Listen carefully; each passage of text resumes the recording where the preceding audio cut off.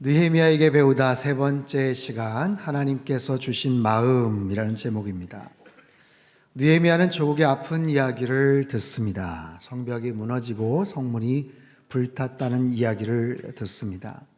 그때부터 기도를 시작했던 느헤미야, 한 4개월 정도 지난 후에 왕에게 이야기를 할 기회를 얻죠. 마음에 간절한 소원을 품고 있었던 느헤미야, 그 얼굴에 소심이 가득하자 왕이 질문을 하죠. 잠깐 하나님 앞에 묵도를 하며 그 왕 앞에 어떻게 자기를 도와주셔야 될지, 자기가 무엇을 하고 싶은지를, 그 소원을 말씀을 드립니다.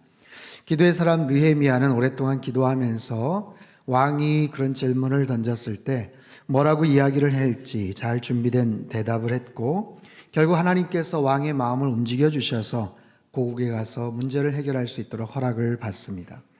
필요한 목재까지 얻어서 마침내 느헤미야는 기나긴 여정을 통해 마침내 예루살렘에 도착을 하게 되죠.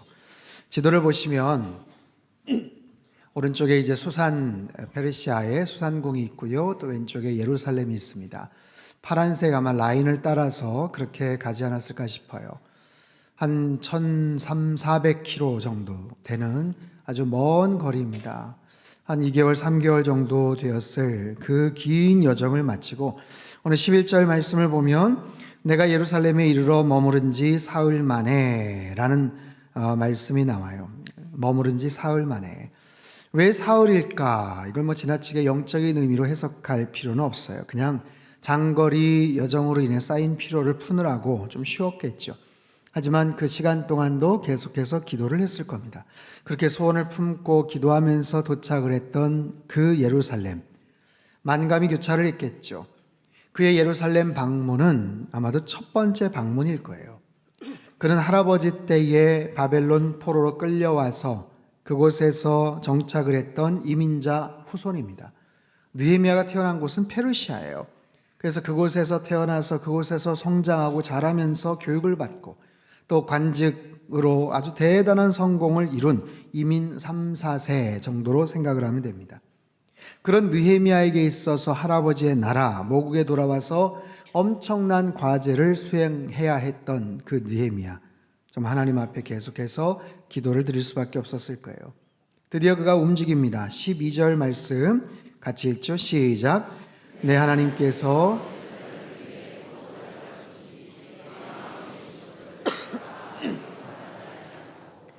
밤에 일어나 몇몇 사람과 함께 나갈세. 내가 탄 짐승 외에는 다른 짐승이 없더라. 자, 하나님께서 느헤미야에게 어떤 마음을 주십니다. 하나님께서 느헤미야에게 주신 마음, 하나님께서 주신 마음, 오늘 설교의 제목이에요. 사실 느헤미야가 이야기의 그 시작과 끝, 52일 만에 그 엄청난 성벽 재건을 이룬 그 성취, 이 모든 배경, 이 모든 사실 그 과정은 하나님께서 마음을 주셨기 때문에 비롯된 거예요. 하나님께서 마음을 주시지 않았다면 그 먼 곳의 이야기를 정말 생생한 자기 일처럼 그렇게 여겼겠습니까? 하나님께서 그런 마음을 주시지 않았다면 그 먼 거리를 마다하지 않고 좋은 관직을 뿌리치고 그곳까지 도착을 했겠어요? 자신의 삶의 뿌리 고국 예루살렘이지만 처음 방문을 하는 거예요. 예루살렘에 대한 아무런 기억이나 특별한 감흥이 별로 없습니다. 나의 살던 고향은 꽃피는 산골, 그런 게 아니잖아요. 정지용 씨의 향수라는 시, 넓은 벌 동쪽 끝으로 옛 이야기 지질대는 실개천이 휘돌아 나가고 꿈엔들 이칠랴, 그런 게 아니에요. 할아버지 때 끌려왔다고는 하지만, 예루살렘에 왔다고는 하지만 아무런 기억도 없고 추억도 없고 향수도 없고 설레임이나 기대감도 별로 없을 바로 그곳에 그가 그렇게 기어코 도착을 할 수 있었던 것은 하나님이 주신 마음 때문에 그래요. 하나님께서 마음을 주실 때 어떤 일들이 벌어지는가, 하나님께서 주신 마음을 가지고 어떻게 일을 하는가, 어떻게 말을 하는가, 어떤 삶을 살아가는가, 느헤미야 뿐이겠어요? 저와 여러분에게도 하나님께서 어떤 마음을 주시는데 그 마음을 품고 살아가는 것이 얼마나 중요한 것인지 오늘 본문을 통해서 같이 살펴보겠습니다. 첫 번째, 하나님께서 주신 마음, 무엇을 해야 할지를 알려주셔요. 13절에서 16절 같이 읽죠. 시작. 그 밤에 골짜기 문으로 나가서 용정으로 분문에 이르는 동안에 보니 앞으로 나아가 샘문과 왕의 못에 이르러서는 탄 짐승이 지나갈 곳이 없는지라. 그 밤에 시내를 따라 올라가서 성벽을 살펴본 후에 돌아서 골짜기 문으로 들어와 돌아왔으나 방백들은 내가 어디 갔었으며 무엇을 하였는지 알지 못하였고 나도 그 일을 유다 사람들에게나 제사장들에게나 귀족들에게나 방백들에게나 그 외에 일하는 자들에게 알리지 아니하다가. 자, 느헤미야는 현장 시찰을 나갑니다. 그런데 밤에 나갑니다. 밤에. 문제를 해결하기 위해서 왔으니 당연히 현장을 가서 파악을 해야겠죠. 그런데 한낮에 가지 않고 밤중에 갔다. 주변의 관계자들에게 알리지 않았어요.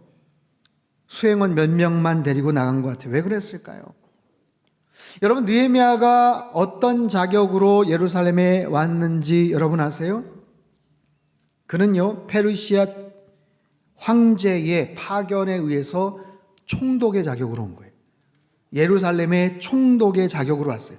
그냥 권세 있는 한 사람이 왕에게 어떻게 부탁을 해서 개인적인 소망을 품기 위해서 온 게 아니고 페르시아 황제의 임명하에 그 지방을 담당하는 총독의 자격으로 왔어요.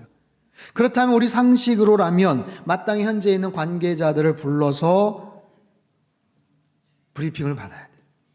페르시아에서 일찍부터 파견 나온 공무원들, 그 지역의 현장 유지들, 리더들, 책임자들 다 호출하여서 소집하여서 나름 총독, 신임 총독 부임 행사도 하고 관계자들 다 전체 모이게 해서 지금 현재 상황이 어떠한지 보고를 받아야 되는 것이 상식이에요.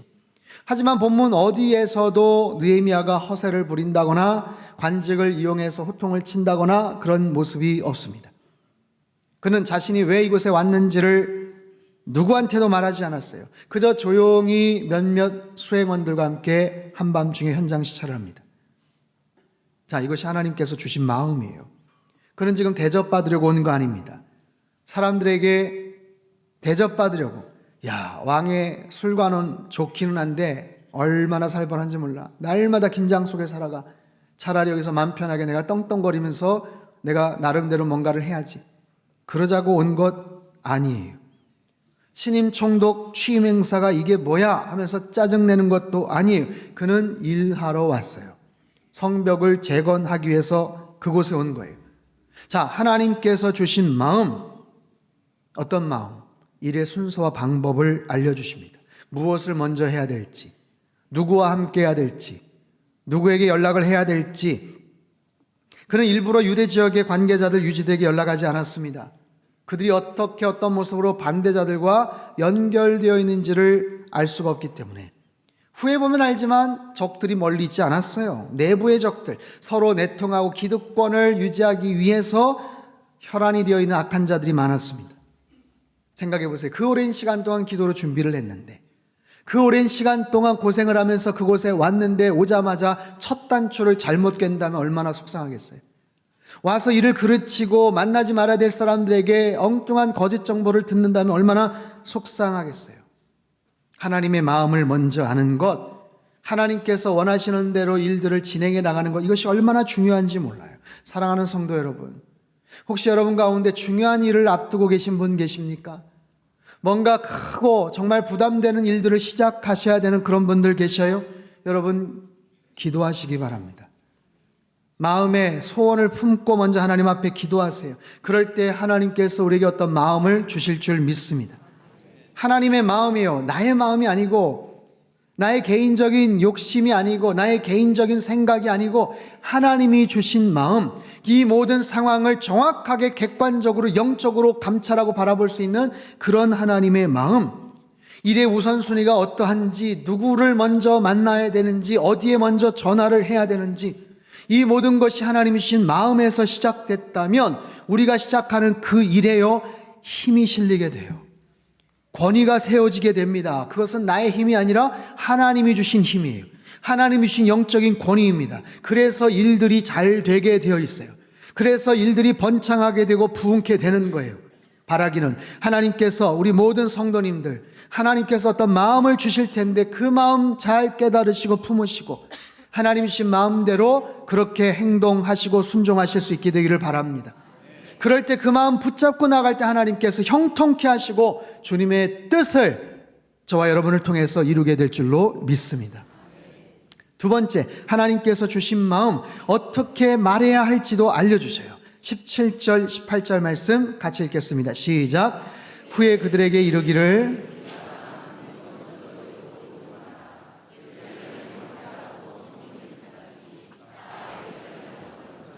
다시 수치를 당하지 말자 하고 또 그들에게 하나님의 선한 손이 나를 도우신 일과 왕이 내게 이런 말씀을 전하였더니 그들의 말이 일어나 건축하자 하고 모두 힘을 내어 이 선한 일을 하려 하매. 자, 느헤미야는 이제 사람들을 불러 모아놓고 연설을 합니다. 우리의 당한 공경은 너희도 보고 있는 바라. 성문이 불타고 성벽이 무너지고 너무나도 속상하고 억울한 그런 상황들, 너무나도 수치스럽고 성벽이 와르르 무너져 있어서 어떻게 할 수가 없는 그런 상황. 이건 위험하기도 하고 정말 창피하기도 하고, 성벽이 무너진 것, 이거는 미관상의 문제, 실용적인 문제가 아니라 이건 영적인 문제, 자존심이 걸린 문제다라는 거예요. 느헤미야가 말합니다. 성을 건축하여 다시는 수치를 당하지 말자. 다시는 수치를 당하지 말자. 이건 피 끓는 자존심이 담긴 메시지예요. 힘이 없어서 수치를 당하고 굴욕을 당하고 얼마나 부끄러운 민족적인 아픔과 고통의 문제입니까? 이거는 다른 어떤 문제가 아니라 불편함의 문제, 실용적인 문제, 미관상의 문제가 아니라 이건 민족적인 자존심에 걸린 문제다. 그렇게 이야기를 해요. 하지만 알지요. 알아요. 그리고 처절하게 느끼는 거예요. 속상해요. 분통이 터집니다. 그래서 마음을 다시 추스리고 뭔가를 시작하고 싶었지만 이게 어려운 거예요. 이게 그동안 성벽을 재건하기 위해서 얼마나 노력을 했는지 몰라요. 여러분, 10여 년 전에 그 유명한 에스라가 와서 성벽을 재건하려고 했다가 실패를 했어요. 페르시아 왕이 중단을 시켜버렸어요. 주변 대적들이 모함을 하고 끊임없이 방해를 놨어요. 억울하고 비통하고 참담하지만 어떻게 할 수 없는 이 황폐해진 상태로 그냥 내버려둘 수밖에 없는, 선뜻 누가 먼저 일하자고 나설 수도 없는 그런 상황. 당시 예루살렘은요, 면적이 30에이커, 약 3만 8천 평 정도 됩니다. 그리고 성에 거주하는 사람들이 4,500, 한 5천 명 정도 거주했을 것이라고 추정을 해요. 성벽의 둘레가 2.5에서 한 3km 정도 가까운 울타리입니다. 울타리를 쳐야 돼요. 여러분, 쌀이 나무 대문을 만들고 그런 나무 성벽을 만드는 게 아니에요. 누군가 침입하지 못하도록 높이 2m, 3m 정도의 성벽, 두께만 해도 1.5m, 2m가 넘을 그런 돌 성벽을 무려 3km 가까운 엄청난 일을 여러분 어떻게 시작을 합니까? 무슨 수로 그것을 시작하자고 말할 수가 있어요. 그런데 느헤미야가 말합니다. 이것은 자신의 말이 아니에요. 하나님이 주신 마음, 하나님께서 느헤미야에게 주신 그 마음을 가지고 느헤미야가 그들 앞에서 연설을 해요. 하나님이 그동안 나에게 행하셨던 선하신 일들, 그리고 왕이 나에게 보였던 그 태도, 그 말들, 그것을 나눌 때 비로소 사람들의 마음이 움직이기 시작해요. 그래서 말합니다. 우리가 일어나 건축하자.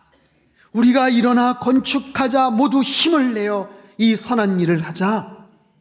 일어나 건축하자.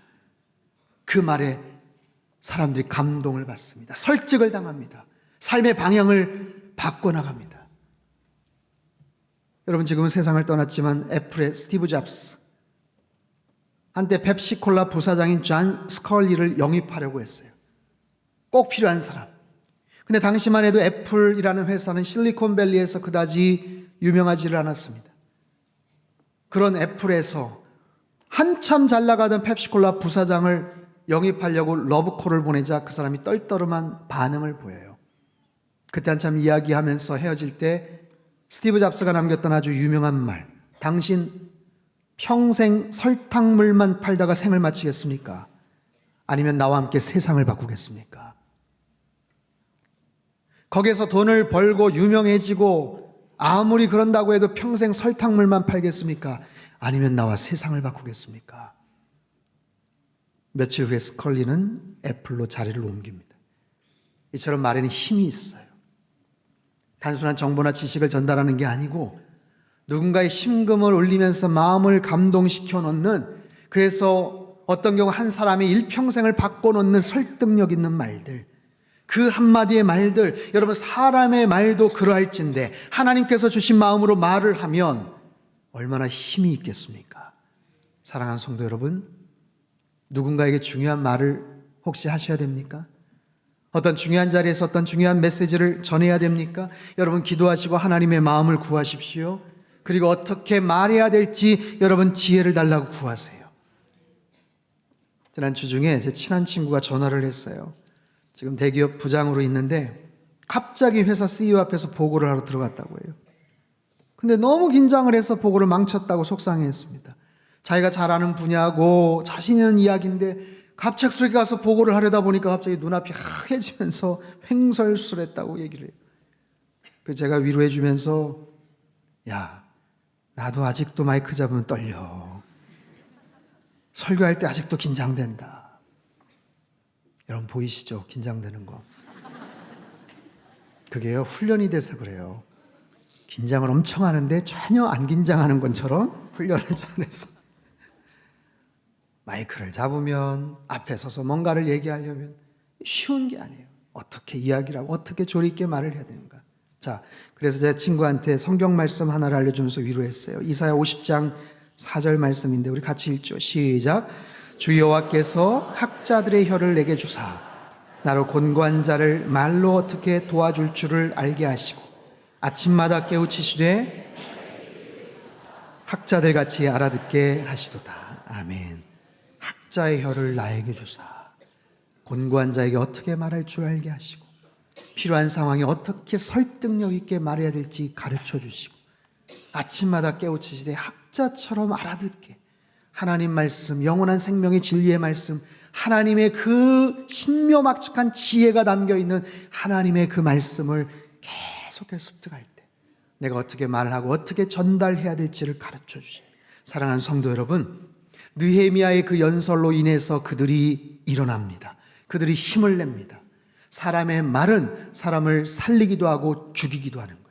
사람의 말은 그 사람을 낙심시키기도 하고 그 사람을 용기를 북돋우는 말이 힘이 있어요. 느헤미야의 언어는 사람을 살리고 있어요. 그 공동체에게 새로운 꿈을 꾸게 만드는 거예요. 바라기는 저와 여러분의 말에 힘이 실려서 누군가를 살리고 위로하고 세워주는 그런 하나님의 능력이 있게 되기를 바랍니다. 하나님의 마음을 잘 전달하고 이루어드리는 그런 말의 힘을 가진 사람들 되시기를 축원합니다. 세 번째는 하나님께서 주신 마음, 누구를 봐야 할지 알려주셔요. 19절 20절 말씀 같이 읽죠. 시작.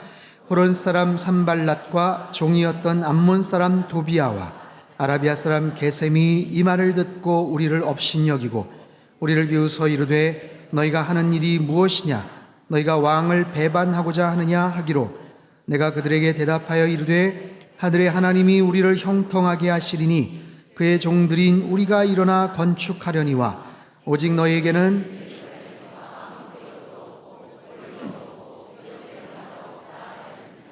자, 하나님께서 우리에게 마음을 주실 때 무엇을 해야 할지 가르쳐 주시고 어떻게 말해야 될지 가르쳐 주시고 또 누구를 어디를 바라봐야 될지도 가르쳐 주셔요. 본문을 보세요. 느헤미야와 그 백성들을 반대하는 대적하는 자들이 있었어요. 자, 계속해서 아마 소개가 될 건데 호론 사람 산발랏, 이 사람은 북이스라엘 벳호론 지역에 살았고 당시 사마리아 지역의 리더였습니다.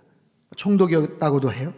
근데 원래부터 사마리아 사람이 아니에요. 북왕국이 멸망을 하고 아수르가 전체 지역을 점령을 할 때 강제 이주를 시킵니다. 다른 지역 사람들 북왕국으로, 북왕국 사람들 다른 곳으로. 그래서 그때 강제 이주해서 왔던 혼합 인종의 후손, 그래서 유대 공동체의 어떤 영향력을 펼치고 뭔가 그 안에 들어가서 활동을 하기 위해서 소망하고 열망을 했던 사람, 나쁜 사람 계속 소개가 돼요. 그 옆에 암몬 사람 도비야, 이 사람은 암몬 사람, 이방인이에요. 근데 산발랏을 수종들며 굽신거리는 그런 사람.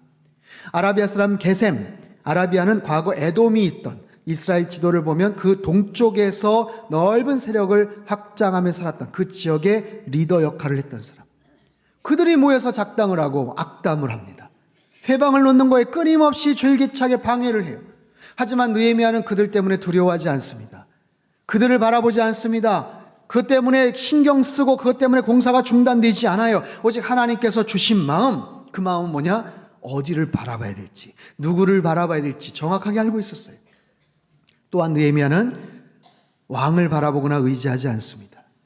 분명히 왕의 도움을 받아서 왔어요. 왕의 총애를 받아서 이곳에 왔어요. 하지만 그렇다고 왕에게 도움을 청할 일도 아니에요. 하나님께서 주신 마음, 어디를 바라봐야 되느냐? 사람 두려워하지 않고 사람 의지하지 않았어요. 느헤미야가 그랬고 백성들에게 그렇게 하자고 독려를 합니다. 느헤미야가 말합니다. 하늘의 하나님이 우리를 형통하게 하실 것이다. 누구를 바라봅니까? 살아계신 하나님, 하늘의 하나님을 바라보고 있어요. 하나님의 도우심의 손길을 바라보고 의지하고 있어요. 이것이 느헤미야가 가진 믿음이고 확신이죠. 하늘의 하나님이 우리를 형통케 하신다. 여러분, 형통이란 단어는 얼마나 설레이는 단어입니까? 얼마나 기분 좋게 만드는 단어예요. 그런데 더 중요한 것은 누가 형통케 하시느냐? 하늘의 하나님이 형통케 하신다. 페르시아의 왕이 형통케 하시는 게 아니고 하늘의 하나님이 형통케 하신다. 철저하게 하나님 한 분만을 바라보는 거예요. 여러분, 왕을 의지할 수 있었어요. 왕이 나를 어떻게 신뢰했는지, 왕이 나를 어떻게 이곳에 보냈는지, 왕의 마음이 어떤지, 계획이 어떤지 그거 내세울 수 있었고 자랑할 수 있었습니다. 근데 보십시오. 왕에게는 성벽 재건에 대한 마음이 없어요. 능력은 있지만 그런 마음이 없어요. 그냥 간청을 했기 때문에 허락해 준 것뿐이에요.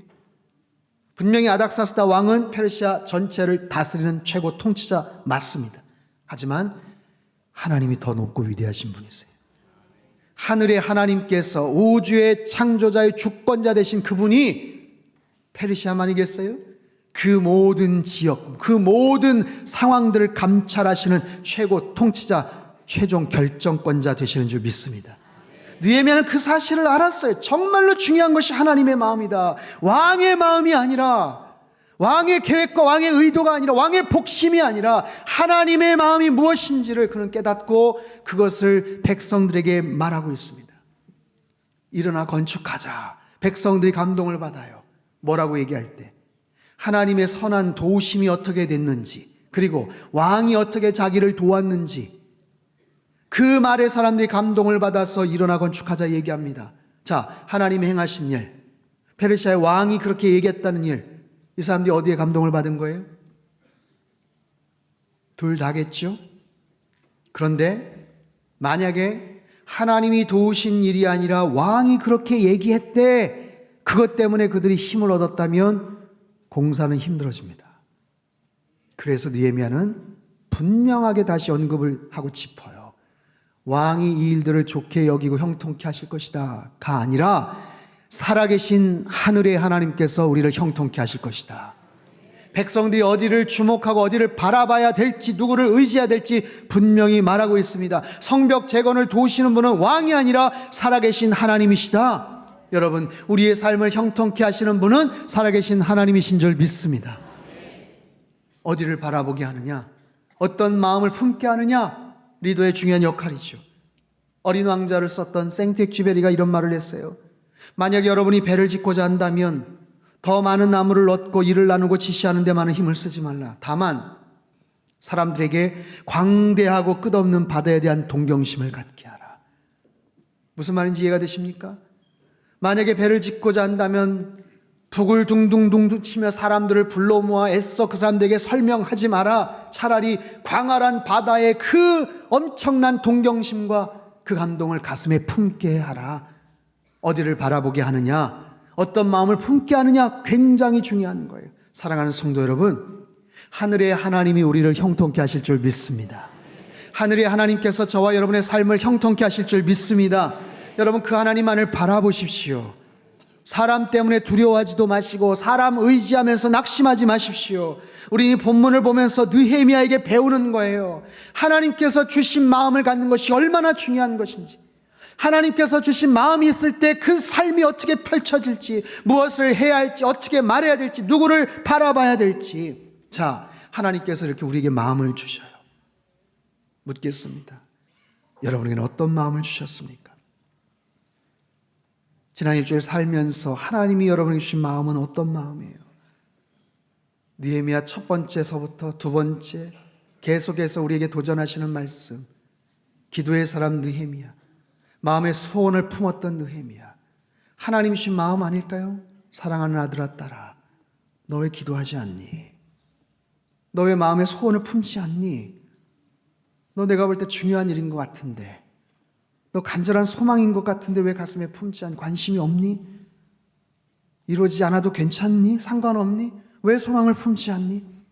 여러분, 일주일에 한 번만이라도 간절한 마음으로 이 하나님의 마음을 들여다볼 수 있고 품을 수 있다면 여러분 그 마음 품고 나아가셔야죠. 하나님, 저에게도 말씀해 주세요. 하나님의 마음을 품고 살게 해주세요. 하나님께서 어떤 마음을 나에게 주셨다면, 하나님께서 어떤 마음을 나에게 깨닫게 해주셨다면 여러분 그 마음을 가지고 이제 그대로 실천하면 돼요. 순종하면 되는 거예요. 이거 굉장히 중요해요. 여러분, 하나님께서 마음을 주셨는데, 하나님 주신 마음이 있는데 거기에 자꾸만 내 마음을 집어넣으시면 안 돼요. 거기에 자꾸만 내 생각을 자꾸만 거기다 집어넣으시면 안 돼요. 그렇게 되면 어떤 일이 벌어지는지 아세요? 이기적으로 행동을 합니다. 욕심에 따라서 그 마음을 해석을 합니다. 그래서 그렇게 포장을 합니다. 그러면 포장지는 하나님의 마음인데 속은 여전히 나의 마음이에요. 여전히 나의 욕심이에요. 그럼 하나님께서 가르쳐 주신 대로, 하나님께서 말씀하기를 원하시는 대로 그것과 다른 방향, 다른 모습으로 연결이 되겠죠. 여러분, 하나님이 나에게 마음을 주시면 그냥 순종하면 되는 거예요. 근데 그게 힘들어요. 왜냐하면 그 마음이 때로는 굉장한 용기가 필요할 때가 있어요. 때로는 그 마음이 그 마음대로 순종하면 내가 손해를 봐야 될 때가 있어요. 그 마음대로 순종하면 내가 자존심이 상할 때가 있어요. 그냥 눈 한번 깜빡 감으면 모든 것이 그냥 편안하게 될 일인데 하나님이 주신 그 마음대로 하려니까 손해를 보고 자존심을 상하고 속상한 일을 당할 수가 있어요. 그러나 그것이 하나님의 마음이고 하나님이 원하시는 뜻이고, 여러분 그런 일을 할 때 우리의 인생이 평탄해지는 거예요. 그 하나님의 마음을 가지고 할 때 진정으로 형통한 삶이 이루어지는 거예요. 늦은 것 같지만, 돌아가는 것 같지만 결국에는 가장 빠른 길을 가게 되는 거예요. 손해보는 것 같지만 그렇지 않아요. 결국에는 가장 많은 영예와 하나님이 주시는 영적인 이득을 하나님께서 우리에게 주시는 거예요. 바라기는 하나님이 나에게 주신 그 마음을 여러분 품으시고 그 마음대로 순종하며 사실 수 있게 되기를 바랍니다. 우리 가정을 향한 하나님의 마음 하나님 허락해 주십시오. 우리 자녀들을 향한 하나님의 마음을 허락해 주십시오. 나의 직장과 일터를 향한 하나님의 마음, 하나님 이 민족을 향한 하나님의 마음, 우리 상당 교회를 향한 하나님의 마음을 하나님 허락하여 주시고 깨달아진 대로 그대로 순종할 때 하나님의 놀라운 역사, 하나님께서 형통케 하시는 놀라운 역사를, 축복을 다 경험하며 사시기를 주님의 이름으로 축원합니다. 기도하겠습니다. 사랑하는 주님, 하나님께서 주신 마음을 품고 살기를 원합니다. 하늘의 하나님께서 우리 인생을 형통케 하시는 분인 줄 믿습니다. 하나님께서 우리에게 마음을 주실 때 그 마음 그대로 순종하며 실천하게 하여 주시옵소서. 주신 마음에 나의 마음과 생각을 하나님 추가하거나 희석시키지 않게 하여 주시옵소서. 겉은 그럴듯한 포장지는 하나님의 마음이지만 속은 정말 철저하게 나의 욕심과 나의 혈기로 꿈틀대지 않게 도와주시옵소서. 하나님의 마음을 가지고 일을 하게 하시고 말을 하게 하시고 바라보게 하여 주셔서 가장 형통한 하나님께서 이끌어주시는 순적한 인생의 길을 걸어가는 이번 한 주간의 삶이 되게 주님 힘과 능력을 더하여 주시옵소서. 존귀하신 예수님의 이름으로 기도하옵나이다. 아멘.